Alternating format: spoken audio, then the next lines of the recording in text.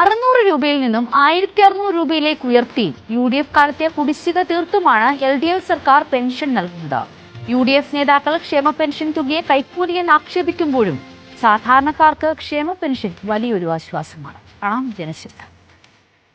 പണിക്കൊന്നും പോകാൻ വയ്യാത്ത ഒരാളാണ് ഞാൻ. ഇതിലോട്ടത്തിന് പോകും. ഇപ്പോൾ ആയിട്ടേ പോകലുള്ളൂ. ഇത് വളരെ ഒരു ആശ്വാസമാണ്.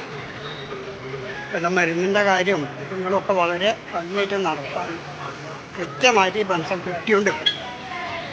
നമ്മളെ വീട്ടിൽ കൊണ്ടുവന്ന് തരുന്നു. പോയി മേടിക്കേണ്ട ഒരു ഗതികേടി നമുക്കില്ല.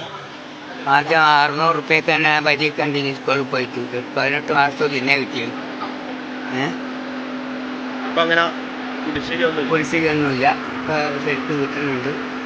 നല്ല കാര്യത്തിന് നല്ല ഇതാണ്. സുഖം തന്നെ.